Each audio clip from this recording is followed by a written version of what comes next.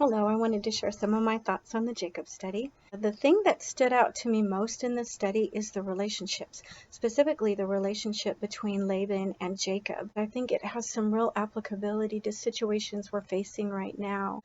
Jacob worked for Laban for 20 years. 14 of those years, he was basically an indentured servant. And in that time, Laban cheated him at every turn, every opportunity he got. He switched Leah for Rachel. He took animals he'd promised to Jacob and then hoofed it 3 days away before his deception could be discovered. So he was not only a cheat, he was a chicken. But at every turn, Laban betrayed the relationship between the two. And the whole time, he profited from what Jacob was doing, from the work of Jacob's hand. But it's Jacob's response in this that really, really captures my heart. Jacob exercised great humility and integrity. Now, I want to clarify something here. Humility is not passively complying with someone that is using and abusing you. Real humility that Jacob displayed was to acknowledge Laban as being made in the image of God, whether he reflected it or not. Laban valued Jacob for what he could get out of Jacob, how he could use Jacob.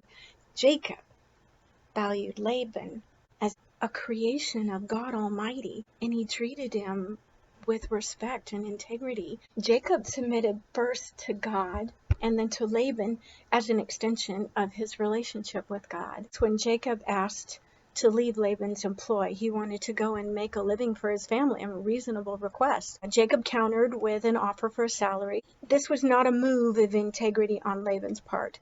This was to keep Jacob around so he could continue to profit from him.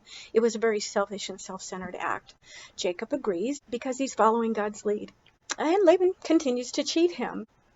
What's amazing to me is that Jacob doesn't use Laban's breach of contract as a reason, justified or not, to go to war with him. Jacob follows God's lead in dealing with the injustice. He stays within the terms of the contract. He maintains his dignity and his integrity, and he follows God, and he honors that Laban is made in the image of God, and God does something amazing. Every time Laban tries to cheat him, when Jacob puts out the rods, God causes the ewes to produce whatever is going to benefit Jacob and not Laban. When God finally does tell him, okay, it's time to leave, Jacob goes to his wives, who he also treats with great humility and integrity, and honors them as being made in the image of God. And the response he gets back is amazing. Both Leah and Rachel, who were constantly bickering with each other, agreed on this one thing. They said, look, Dad sold us. He squandered everything he got for selling us. He's wasted all the family inheritance, and now he wants to come after what's rightfully ours. Whatever God has told you to do, do it.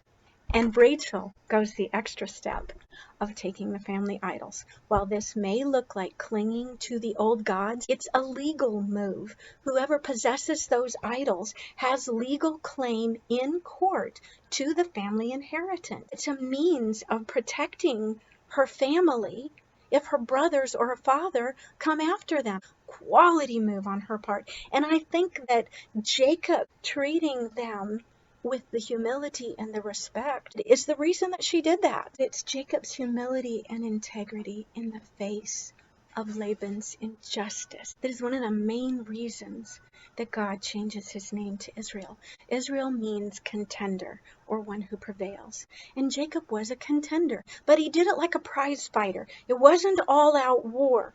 There were principles and values that he maintained in the way he fought. He honors that Laban is made in God's image and treats him accordingly.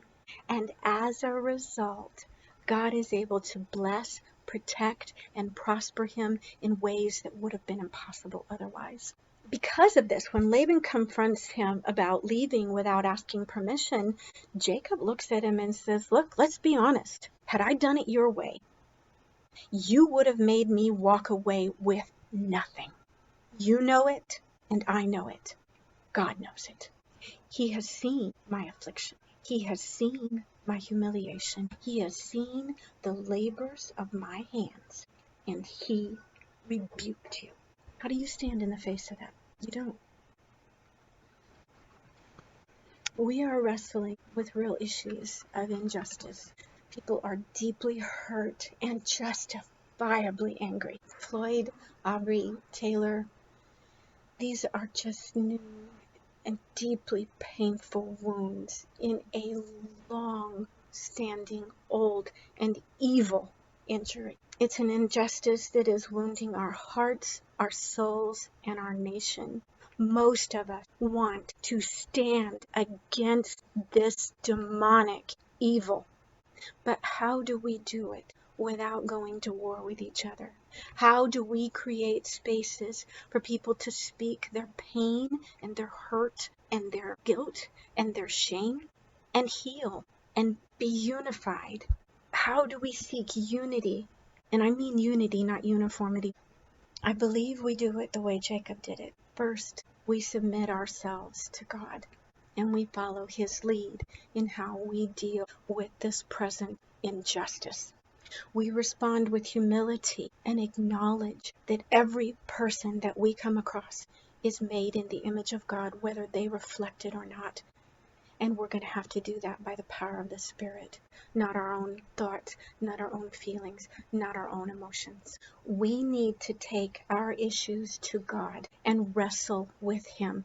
We need to hold on to him and not let go until he transforms us into people who contend by principles, by values, with humility and integrity. People who prevail without destroying, without betraying.